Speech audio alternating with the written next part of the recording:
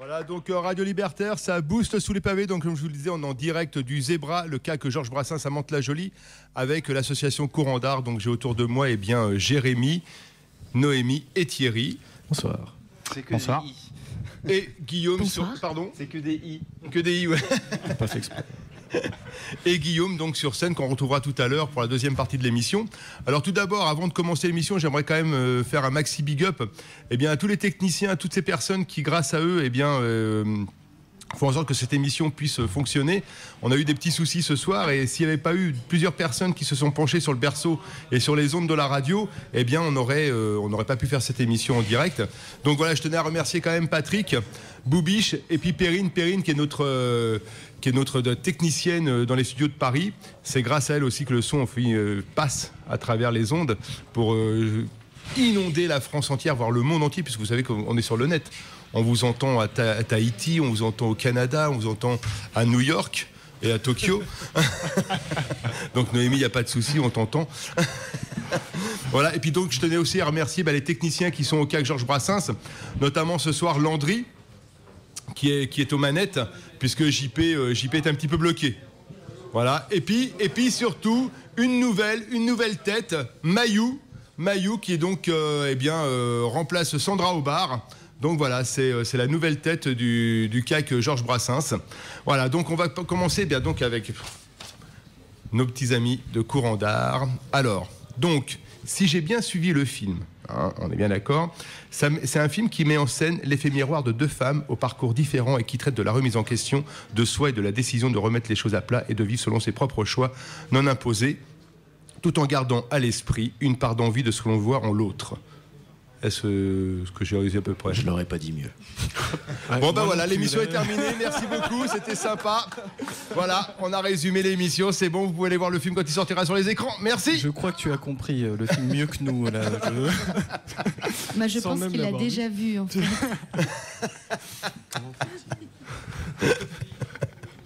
Voilà, donc le titre du film, c'est une part de l'autre. Tout à fait. Donc c'est votre premier long métrage? Oui. Parce que je crois que vous aviez fait déjà un court métrage qui était un thriller Oui, qui s'appelait, que je dise pas de bêtises, Sans saveur ni odeur. Voilà, tout à fait. Ouais.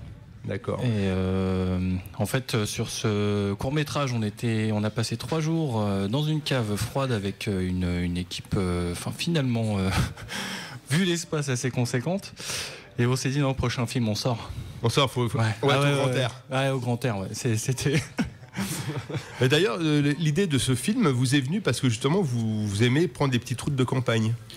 Ouais. On aime bien. Enfin, moi, voilà. Moi aussi, c'est pareil. J'aime bien prendre le temps de regarder le paysage défiler.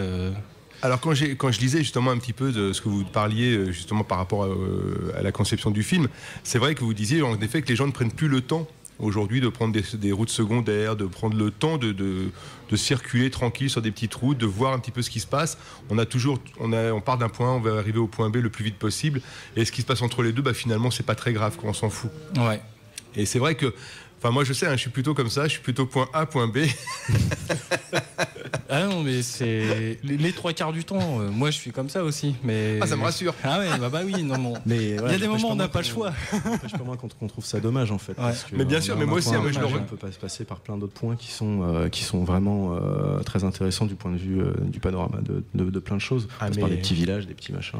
Mais même sur des routes que on fait régulièrement. Enfin, je sais que toi, tu arrives à faire des routes régulières, du trajet régulier, et tu te dis putain à chaque fois, mais ça, tu sais, d'un seul coup, tu prends conscience de ce qui t'entoure, et tu dis j'aimerais bien avoir le temps, mais finalement, tu n'as jamais le temps. En tout cas, tu prends jamais le temps d'avoir le temps. C'est plus qu'on ne prend pas. Ouais. Des fois. Bon. Et puis alors, vous êtes aussi passionné de photos. Alors ça m'intéresse, étant photographe. Ouais. Donc, pourquoi la photo, c'est quelque chose d'important. Parce que dans le film, c'est important, puisque Noémie s'il y a une chose qu'elle doit emmener, c'est un appareil photo.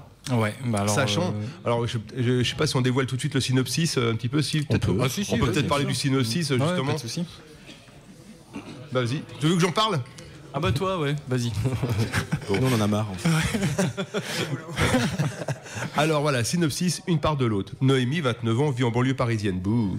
D'ici 2 ans, elle perdra la vue. Oh. Reste un dernier espoir, celui de suivre un traitement expérimental au CHU de Toulouse. Mais sur le quai de la gare, elle décide de laisser partir son train. Elle en est sûre, c'est la bonne décision. Fini le petit confort matériel, fini le petit appartement cosy, fini toutes ces petites choses qui ne sont justement que des petits riens. Là, sur ce quai, une seule chose lui semble évidente. Profiter de ces derniers moments de clarté, sillonner la route et scruter d'autres horizons. Nono, elle est une baroudeuse fêtarde qui parcourt les routes de France à la recherche de petits boulots sans lendemain. Sur les routes, Nono se sent libre, libre de dormir où elle veut, libre de manger quand elle veut, libre de choisir son chemin. Mais quel est le prix à payer pour cette liberté? Est-ce vraiment cela la liberté? 2 vies différentes, 2 remises en question, 2 passés parsemés de regrets. C'est peut-être ce qui créera un lien entre ces 2 jeunes femmes. Car lorsque les chemins se croiseront, chacune verra en l'autre le reflet de cette autre vie. Chacune provoquera chez l'autre ce sentiment inavouable, l'envie de lui ressembler en partie. Un choix, un voyage, une quête et peut-être une seconde chance. Waouh! J'ai hâte que ce film sorte, parce que bon. Nous aussi, en fait. C'est un road movie féminin.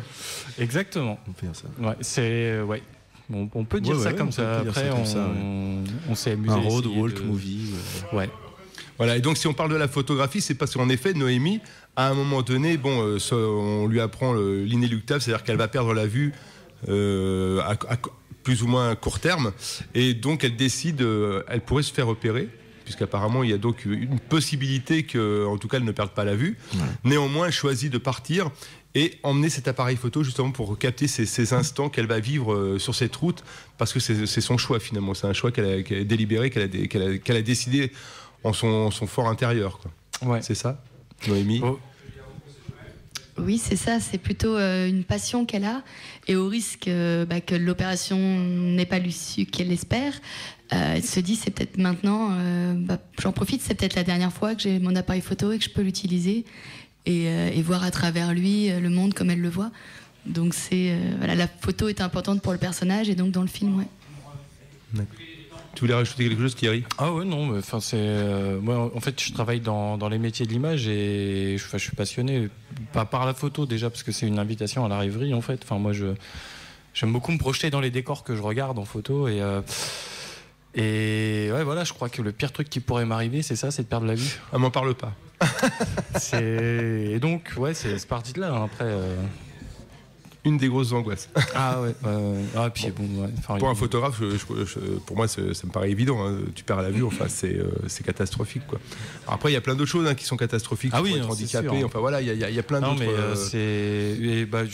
Tu parles de ça, du handicap. Justement, c'est aussi l'angoisse de Noémie, parce que de vivre avec ce handicap, en fait.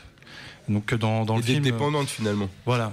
De dépendre des autres, en fait, alors que son personnage à la base, c'est un personnage un peu très introverti, qui ne compte que sur elle-même, et là ça va changer, parce que elle pourra pas se permettre de vivre toute seule, au départ, hein. Donc voilà,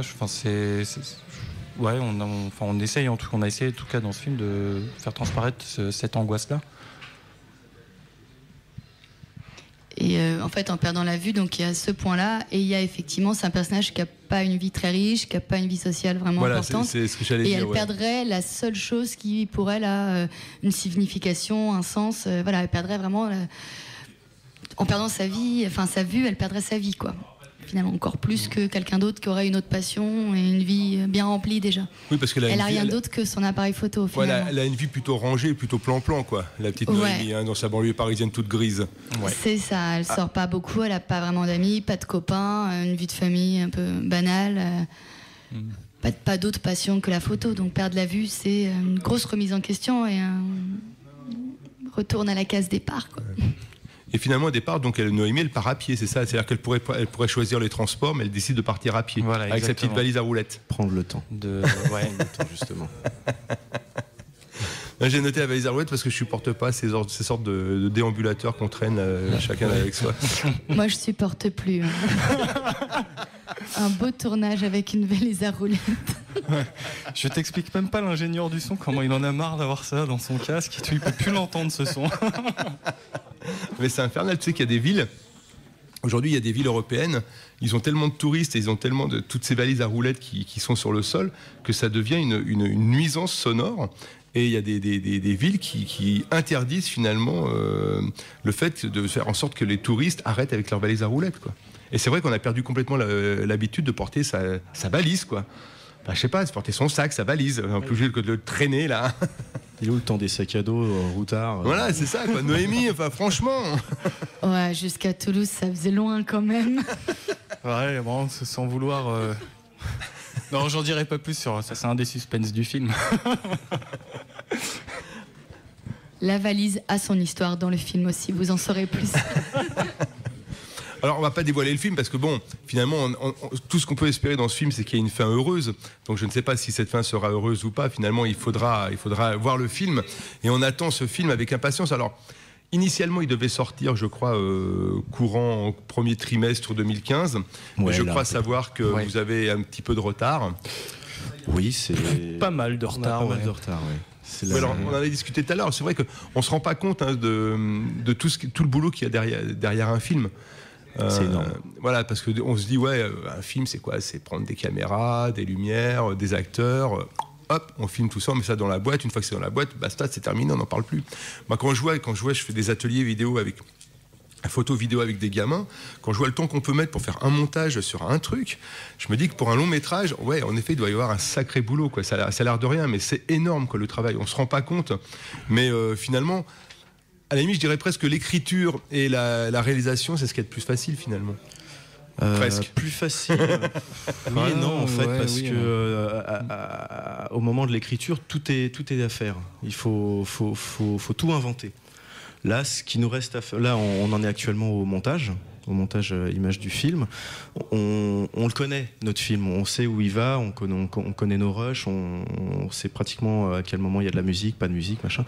Donc là, ce qui est difficile, c'est de se dégager du temps, parce que c'est quelque chose qui prend du temps et c'est un temps incompressible de toute façon. Oui, et vous avez chacun une activité à côté. Et en plus, tout à fait, parce que ce film-là, on le fait en dehors des heures de service.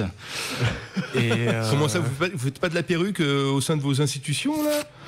Hélas, non. Et voilà, ça prend du temps. Après, il y a aussi parce que l'écriture quelque part, c'est difficile parce qu'il faut, il y a tout un tas de choses à prendre en compte sur l'intérêt littéraire de la chose en fait. Déjà, donc de savoir si cette séquence, si les séquences qu'on a écrites, elles ont bien leur place dans le film par rapport au message et au sujet traité par le film. Ça, c'est le premier point. Et le deuxième point, c'est que à l'écriture, ce qui est chouette, c'est qu'on est dans le fantasme. Dans ce qu'on a envie. Non, mais c'est vrai. Dans ce qu'on a envie, dans ce qu'on... Tu te marres, Noémie. Non, on n'a pas été au bout de nos fantasmes. C'est ça, au tournage, c'est la réalité qu'on se reprend en pleine face. Voilà.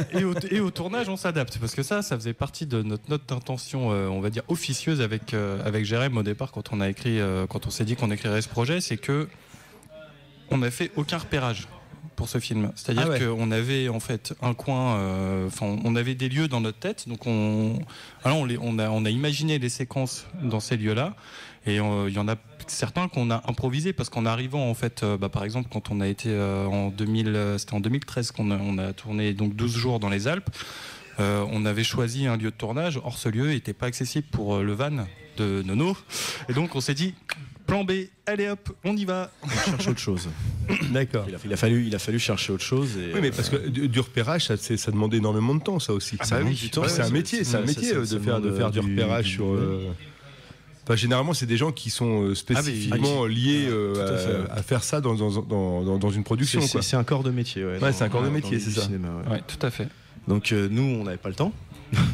On avait une date butoir en fait pour emmener toute l'équipe dans les Alpes. Il fallait que l'écriture soit forcément terminée avant. Et donc absolument pas le temps, même d'aller faire un petit séjour là-bas. Prendre des vacances, quoi. Prendre une semaine tranquille. Oui, parce que voilà, ça c'est aussi. Moi, je voudrais. On verra après. Mais oui. Tu voudrais quoi, Thierry? Non, mais en fait, vu qu'on parle de l'équipe qu'on a emmenée, j'avais envie de les saluer au passage. Damien, Tony, Siro, Max, Samia. Voilà, parce que moi j'ai noté que quelques noms. Finalement, j'ai noté surtout l'actrice principale, enfin les deux actrices principales, les deux Noémie. Oh, Nono. Les deux réalisateurs, évidemment. Nono. La monteuse, parce que sans elle, il n'y aurait pas grand-chose au final. Et puis, il y a, je crois, un autre acteur, Georges. Oui, Georges Caudron, oui. Voilà, qui apparaît à un moment donné dans le film. Et puis, il y a le son, Maxime. Voilà. Après, pour les autres, c'est vrai que pour moi, je me doute bien que il n'y avait pas seulement 5-6 personnes dans ce film. Non. Je pense que ça demande énormément de personnes. Je sais pas, il y a combien de personnes à peu près sur un film comme le vôtre? Disons qu'après un calcul rapide, il y aura, je pense, 200 noms au générique. C'est-à-dire qui ont participé d'une manière ou d'une autre. Des gens qui nous ont prêté des lieux, qui nous ont prêté du matériel, qui ont fait de la figuration, qui nous ont fait à manger dans les Alpes. Ouais. Big up à toi, Siro. Ouais. Des gens qui nous ont aidés financièrement aussi. Enfin, il y a tous les Kiss Bankers qu'on remercie d'ailleurs.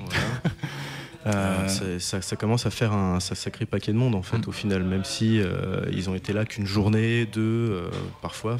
Mais mine de rien, ils sont incontournables à un moment donné. Parce que voilà, moi une question que je me pose quand même, on sait qu'aujourd'hui le monde du le cinéma va mal. Plus ou moins, à part les gros blockbusters qui peuvent éventuellement s'en sortir, mais on n'arrête pas de nous parler de la crise du cinéma, surtout en France. Alors je sais pas si c'est mondial ou si c'est seulement en France ou parce qu'on est habitué à se plaindre, mais on n'arrête pas de nous dire le cinéma français va mal, ah là là. Enfin, j'entends tous les mecs, tous les acteurs, les producteurs, ils se plaignent tous, ils sont tous en train de pleurer, les réalisateurs ils pleurent tous.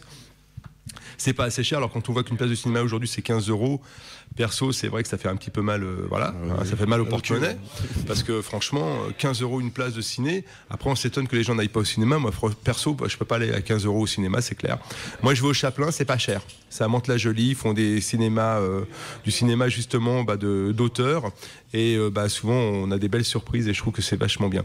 Alors justement, donc dans ce cinéma en crise, comment se fait-il que des gens qui ne sortent pas d'une école de cinéma, parce que apparemment vous ne sortez pas d'une école de cinéma, pas du tout, ouais. Vous êtes dans l'image, dans la vidéo. Bon, la vidéo c'est la vidéo, le cinéma c'est le cinéma, la photo c'est la photo. Tu vois, je veux dire, on va pas. Oui, tout à fait. Qu'est-ce qui vous a poussé vous à vous lancer dans un projet comme celui-ci qui est un long métrage? Pourquoi d'un seul coup cette envie de se lancer dans un projet comme celui-ci qui est quand même assez titanesque? Alors, dans l'absolu. De base, je pense que Thierry et moi, on est de gros cinéphiles. Et il y a quelques temps, moi je jouais dans un groupe de musique et on voulait faire un clip. Et on s'est lancé là-dedans à faire un clip. Bon, ça a été assez vite fait avec le matos qu'on avait, tout ça. On n'a pas pris beaucoup de temps. Après, on a fait notre court-métrage, parce que pourquoi s'arrêter à un clip, on voulait continuer à bosser ensemble. Et le film en question, Une part de l'autre, il est né en fait, on voulait partir un été avec une caméra, juste comme ça, passer des vacances, emmener une comédienne. On a déjà pensé à toi, Noémie. Je te jure, c'est dingue. Dès le départ. Et on s'est dit, on va shooter quelques images sur la route, prendre des paysages dans les Alpes, machin, puis on passe de bonnes vacances et on monte ça. On fait un petit truc comme ça, on met une petite musique, et voilà. Et donc on était motivés pour faire ça, et on a commencé en fait à écrire. Dire elle pourrait s'arrêter à tel endroit, elle pourrait rencontrer telle personne. Du coup il faut qu'on amène une autre personne avec nous. Et puis pour aller. On a commencé à écrire des choses et au fur et à mesure, le scénario a commencé à se construire et est devenu un peu trop énorme. Et on s'est dit on va peut-être pas faire ça cet été. On va se donner 1 an pour l'écrire. Chose qu'on a faite, et on est parti l'été d'après avec la fameuse équipe de 8-9 personnes. Mais là, voilà, on avait un long métrage et non pas un petit film de vacances ou ni même un court métrage. C'était devenu, c'est devenu une véritable histoire, quoi. Voilà, le scénario est venu à nous en fait quelque part. C'était pas prévu du tout. Oui, mais on s'est lancé là-dedans un petit peu comme ça. Vous êtes lancé là-dedans, alors donc c'est bien, vous avez commencé à écrire. Moi je trouve ça bien, c'est cool. Voilà, on a écrit sur le papier, voilà, on fait quelques plans comme ça, quelques petits crobards et tout. On se dit tiens, je pourrais faire ci comme ça et tout. Noémie peut faire ci, bon. Mais je veux dire, derrière, il y a toute une. Quand on voit comment fonctionne un film, quand tu vois des tournages dans Paris, par exemple, quand tu vois le nombre de gens, le matériel qu'il y a et tout, tu te dis quand même, voilà, il y a du potentiel qui est dans la rue. Comment vous, alors que vous n'êtes pas dans ce milieu-là, comment vous avez pu d'un seul coup vous lancer dans cette aventure? C'est un petit peu risqué, non, de vous lancer comme ça dans une aventure? Complètement. C'est complètement risqué, mais après. Mais c'est ça qui est un peu bandant aussi. Ouais. C'est clair. Mais il y a aussi, on arrive aussi, c'est ce que trouve Noémie aussi. Ouais, je vais prendre le côté, je vais la prendre ta question un petit peu plus concrètement, je vais la parler en moyens techniques déjà. Oui, parce que voilà, une caméra par exemple, ne serait-ce qu'une caméra. Bah nous, en fait, la première partie du tournage, on l'a pas faite avec une caméra, on l'a fait avec un appareil photo que tout le monde connaît, je citerai pas la marque. Qui fait de la vidéo. Voilà, qui fait de la vidéo. Et en fait, l'image que produit cet appareil photo, c'est vraiment trop canon. Ouais, c'est carrément canon, quoi. Ouais, moi, je trouve ça des boîtes, mais c'est ce qui se rapproche le plus de l'image cinéma. Ouais. C'est vrai. Et donc, voilà, enfin, moi j'ai toujours eu envie de faire des films, mais voilà, enfin, de faire des films qui ressemblent à.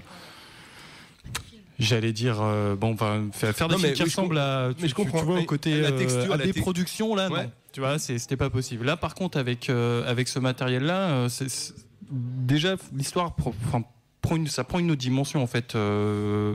Et. Ouais, donc du coup, on s'est dit, c'est possible en fait de faire un film qui a la gueule d'un film et de raconter une histoire qui a vraiment un look cinéma avec nos petits moyens. Donc nous, effectivement, comme tu dis, on n'a pas les moyens des grosses productions. Alors tout ce qu'on a tourné en extérieur, on l'a tourné en éclairage naturel. Voilà, on l'a fait avec nos petits moyens, on a dû improviser. Enfin, mais je crois qu'en fait c'est très possible. Il y a beaucoup de bidouilles, quoi. Il y a de la débrouille. Oui. Ça ne peut marcher que comme ça. Enfin, on n'a que ce choix-là au bout d'un moment de faire des concessions, de la bidouille. Mais le rendu, c'est vraiment un rendu cinéma. Le rendu sera un rendu cinéma. C'est pas un rendu vidéo. Parce qu'il y a une différence. Mais ça sera un rendu cinéma. Cinéma, oui, avec une caméra numérique, certes, mais un rendu cinéma. Ah bah oui. Voilà. C'est sûr. On ne peut pas payer la péloche non plus. Non, c'est sûr que ce sera pas l'image blockbuster Jerry Bruckheimer, mais je pense qu'il aura son look. Ce film, et voilà, ce qu'on a vu en montage déjà, ça nous fait assez plaisir. Donc. Alors maintenant, moi, je voudrais me tourner vers Noémie parce que bon, apparemment. Quand on prend Jérôme et Thierry, on voit bien. Jérémy, pardon. Il faut le I, sinon il n'y a plus les trois I. Jérémy les quatre. Et Thierry, finalement, donc on se rend bien compte qu'ils se connaissent. Voilà, il y a une sorte de, ils se connaissent depuis longtemps sur différents projets. Mais toi, Noémie, comment t'es venue à travailler avec eux et puis surtout à leur donner cette structure qui leur a permis de travailler, parce que bon, sans courant d'art, il n'y avait pas de film. Ouais, je sais. C'est son assaut, ça se la pète.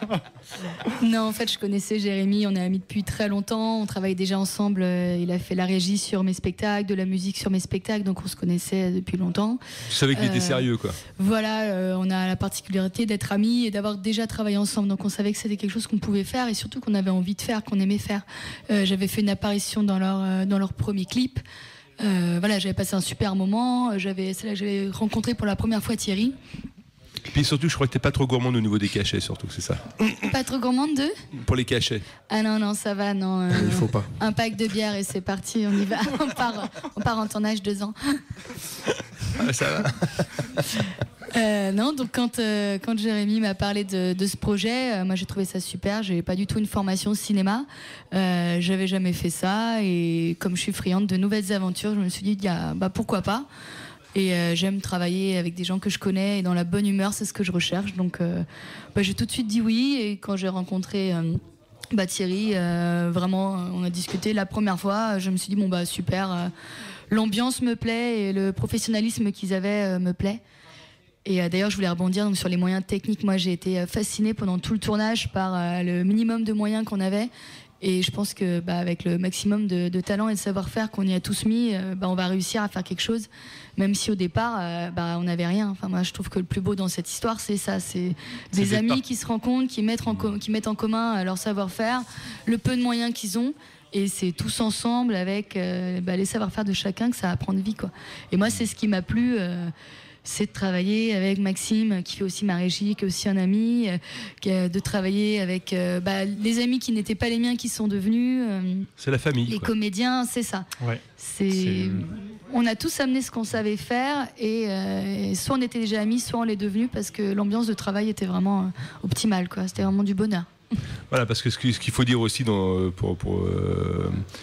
dans cette réalisation, c'est que finalement tous les gens qui ont participé l'ont fait de manière bénévole. Ah oui, Exactement. Ouais. Et ça, c'est ce que je veux dire, c'est quand même, voilà, il faut quand même le noter, c'est pas évident de pouvoir mobiliser plus de 100 personnes sur un projet qui, au départ, en effet, un projet, quand c'est les réalisateurs qui le mettent sur le papier, c'est leur bébé, c'est leur projet. Après, il faut arriver à le faire partager aux autres.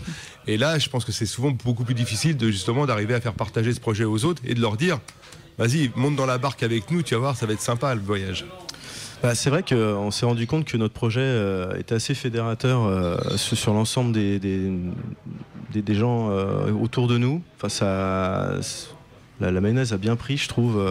Surtout qu'en plus, il y a une partie, notamment des figurants et des comédiens qui ont tourné avec nous le deuxième été, donc en été 2014. On a fait ça en fait sur 2 étés. Et un petit peu avant ça, on avait sorti une première bande-annonce donc liée du tournage de 2013. Et donc quand ils ont vu la bande-annonce, en fait, je pense que ça a aussi boosté les gens pour venir nous partager, pour partager l'expérience avec nous, et sans retenue, les gens se sont vraiment libérés pour nous, et c'était même pour nous, c'était super beau à voir, c'était quand même vachement plaisant. Honnêtement, tout ce tournage, toute cette partie-là, ça a été une aventure humaine. Rien que pour ça, ça valait le coup. Ouais, c'est ça. Ça méritait d'être vécu, quoi. Ah ouais, complètement. Même si le film sera peut-être nul, nous on a aimé le faire. Hein. Voilà. En fait, on regrette pas. Écoute, après, je sais pas. Moi, ce que j'en ai vu, ce que vous montrez.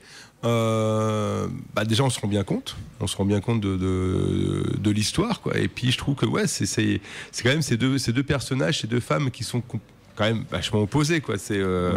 On voit bien que c'est deux mondes, hein. et justement ces deux mondes qui arrivent à se rencontrer, et chacune partant finalement avec l'image de l'autre. Moi, je trouve ça super. Je trouve ça intéressant, quoi. Je trouve que l'histoire est intéressante. Je suis pas sûr, par exemple, que cette histoire aurait pu sortir avec 2 garçons. Curieusement. Je sais pas. D'ailleurs, vous n'avez pas imaginé 2 garçons. Non. Non. Alors ouais. Pas du tout. Non, pas du tout. Mais ça, c'est encore lié à ce qui s'est passé dans cette cave pour sans saveur ni odeur. C'est que ça mettait en scène mais vraiment, hein, c'est aussi basique que ça. Ça mettait en scène 2 personnages masculins. On s'est dit on va faire des personnages féminins, parce que sinon, on va nous taxer de misogynie, tout ça. Non, mais c'est vrai, quoi. Et ouais, non, on s'est dit, allez hop, on y va. Alors, l'autre actrice, finalement, elle n'est plus là. Je crois qu'elle est partie en Bretagne. Oui, tout à fait. Big up, Nono.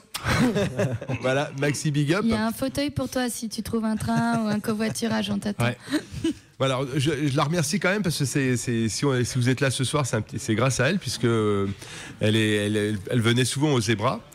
Donc c'est comme ça que je l'ai rencontrée, et c'est lors d'une émission où on a discuté un petit peu, donc on se connaissait un petit peu avant, et du coup on a discuté, et voilà, elle me dit écoute, on a fait j'ai bossé dans un film et tout, là j'ai tourné dans un film et tout, franchement c'est vachement bien, il doit sortir en février et tout, et du coup elle me dit ça serait peut-être bien qu'on puisse faire une émission là-dessus, et donc je dis oui, why not, et c'est vrai que je me suis rappelé d'un seul coup qu'on était en février. Alors donc c'est vrai que vous m'avez dit que là le film n'allait pas sortir tout de suite. Mais c'est pas très grave. Moi, ce que je trouve déjà, c'est en effet, je pense que c'est l'aventure humaine qu'on peut vivre à travers une expérience comme celle-ci. Surtout quand on n'est pas, encore une fois, on n'est pas un professionnel. Je pense que les professionnels doivent être, au bout d'un moment, ils doivent être un petit peu, pour eux, c'est naturel. Alors que quand on n'est pas dans ce milieu, déjà, on approche un milieu magique, puisque dans l'esprit, dans l'inconscient collectif, le cinéma, ça fait toujours rêver. Et donc se dire qu'à un moment donné, on peut toucher du doigt ce qu'on voit dans vous qui êtes des cinéphiles, je pense qu'à un moment donné vous vous êtes dit putain, mais pourquoi nous on pourrait pas faire la même chose, quoi. Oui, non mais oui, c'est complètement ça. En tout cas, on a essayé. Voilà, au moins. Ouais. Oui, mais toi c'est différent, Noémie. Toi, tu as déjà un long parcours de comédienne.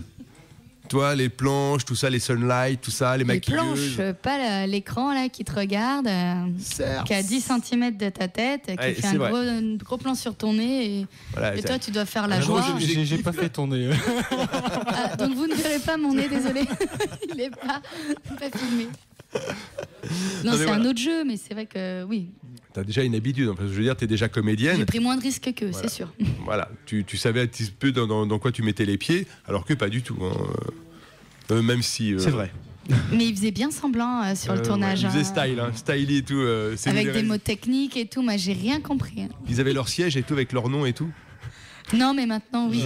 Jérémy l'a eu après. Moi, j'y ai pas encore eu droit. Je sais pas. On m'en a offert un récemment. Mais le caméraman, il tournait toujours dans des endroits pas possibles, donc dans l'eau, en haut d'une montagne. Bon, c'était pas possible de lui emmener son fauteuil, quoi. Oui, parce que en fait. Non, moi j'étais jamais assis. Le caméraman, c'est Thierry. Enfin, ouais, bah, on a tous une multicasquette en fait, même des comédiens. On avait un script. Le script, il est comédien. On avait un photographe sur le plateau, il est comédien. Je crois que tu as clapé, toi, un petit peu. Moi, aussi. j'ai fait le clap, j'adore le clap. Tu as fait quelques claps. J'ai lancé du son aussi. On a tous plein de casquettes, quoi. Parce que voilà, c'est ça, mine de rien, de par vos formations, vous avez quand même touché à pas mal de choses. Toi, tu es quand même dans la musique et dans le son. Voilà, bah oui, toi, tu es dans la vidéo, tu es dans le montage. Enfin, voilà, ce que je veux dire, Noémie est comédienne. Elle a fait, même, j'attends que je relise parce que putain, c'est impressionnant son CV. J'étais impressionné. Il fait 17 pages. Ouais, non, mais le truc de malade. Arial, et c'est en 10. Alors, elle a une licence art et spectacle, quand même. Tu as des diplômes. Elle a été diplômée de l'ICECOM en communication et management des entreprises culturelles. Et elle est comédienne depuis l'an 2000. Ah, c'est joli dit comme ça. Et ouais. Et elle est également auteure et metteur en scène et scénographe. Et animatrice théâtre. Théâtre. On a fait le tour là. Incroyable. Donc c'est vrai que bon. On sait bien s'entourer, quoi. Voilà, en même temps, vous avez. En gros, en choisissant les deux Noémie, on n'a pas trop pris de risques. Voilà, vous n'avez pas trop pris de risques. Vous saviez d'emblée que de toute façon, elle s'accrochait bien la lumière. Ouais, et qu'il se passerait quelque chose à l'écran, en fait. Entre toutes les deux. Ouais. Oui, le duo était aussi super intéressant parce que moi je connaissais Noémie avec son groupe, mais pas directement. Donc les clips au scratch. Exactement. Ouais. On s'est croisés pendant plusieurs années. Voilà, je l'ai vu en concert, on s'est rencontrés par des amis communs, mais on n'avait jamais passé du temps ensemble. Donc ça nous a permis de se rencontrer. Et, elle a une gouaille, hein, Noémie. Elle a une gouaille. Grave. Et c'est marrant parce que dans le film on est deux personnages un peu contraires, mais finalement en vrai pas du tout. Donc, non, ça se voit. Hein. Non, on est plutôt similaires. Donc c'était intéressant. Alors il y a aussi le côté gros sous. C'est qu'à un moment donné, même si tous les gens ont offert de leur temps, n'ont pas demandé d'argent, néanmoins ça a un coût quand même. Ouais. Et donc, comment s'est passé ce financement? Donc, j'ai vu que vous aviez fait appel à Kiss Kiss Bank Bank. Ça fait un peu bang bang, mais... mais c'est la thune qui intéresse. Ouais. Exactement. Pour résumer. Donc, c'est quoi? Moi, je connaissais pas du tout. Alors, Guillaume connaissait apparemment. Donc, c'est quoi ce fonctionnement de Kiss Kiss Bank Bank? C'est un site en fait de financement participatif. En gros, sur ce site, tu exposes ton projet, tu écris, tu amènes des photos, des vidéos si tu veux, enfin tu complètes comme tu peux. Et tu indiques une somme à atteindre en fait afin de réaliser ton projet. Enfin, le projet coûte tant, tu mets une somme.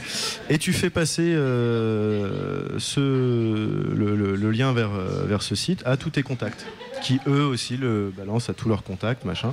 Et ceux qui veulent donner, ils donnent. Alors après, il y a toujours des paliers de dons.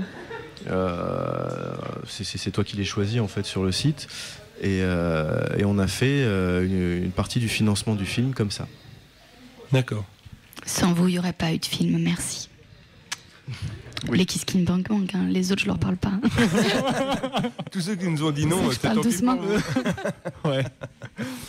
Vous allez bien pleurer après quand vous allez voir que le film va faire des entrées, mais en veux-tu en voilà quoi. Va rester à l'affiche pendant des mois et tout, et vous aurez rien vous. Un sourire. Alors justement, toi Noémie, est-ce que tu as participé? Bon, t'es comédienne dans le film, enfin, t'es l'artiste, l'actrice principale avec Nono.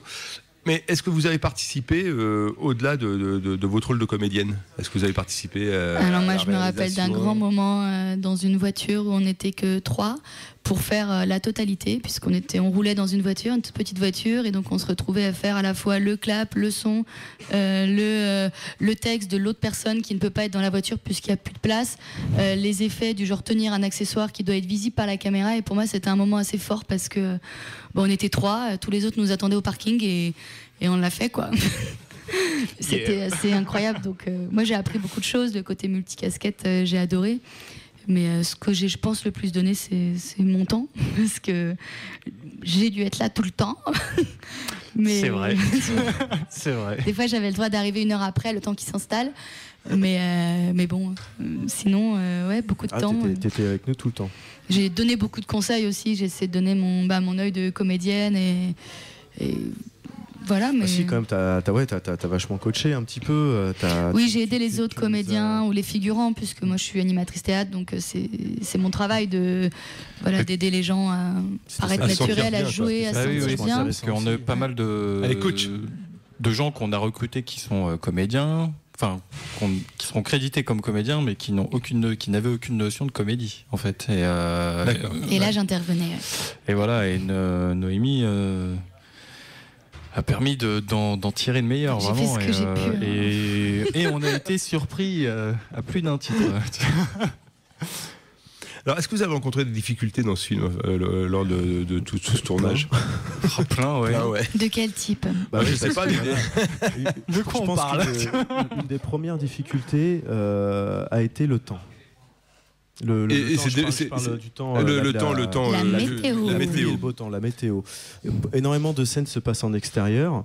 Et au soleil. Et on a été tributaire du temps. Donc, bien des tournages ont été annulés, reportés. Décalés.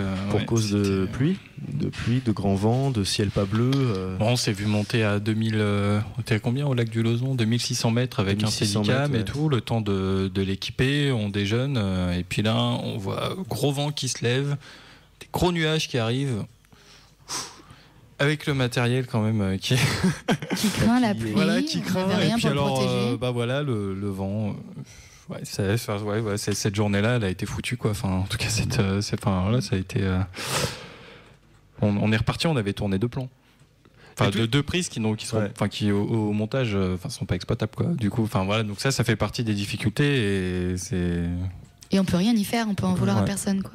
Oui, et puis en plus, je suppose que dans l'espace-temps, vous étiez quand même très limité pour faire ce film. Bah oui. Donc ça veut dire qu'en fait, quand vous faisiez des prises, ça se faisait sur une journée et voilà, tout devait se faire dans la journée ou autrement, c'était pas possible. Disons qu'on avait un planning, les 8-9 personnes qu'on a emmenées dans les Alpes, elles aussi, elles ont une activité professionnelle. Il fallait qu'elles retournent sur Paris pour prendre le boulot, parce qu'on leur a bousillé leurs vacances en fait quelque part. Hein. Elles ont consacré. Attends, c'était des vacances. C'était génial. Oui, c'était génial.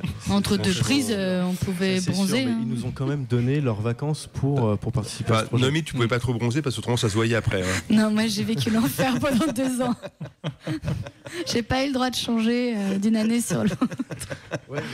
Bronzage, coiffure, bleu, cocard, c'était interdit, quoi.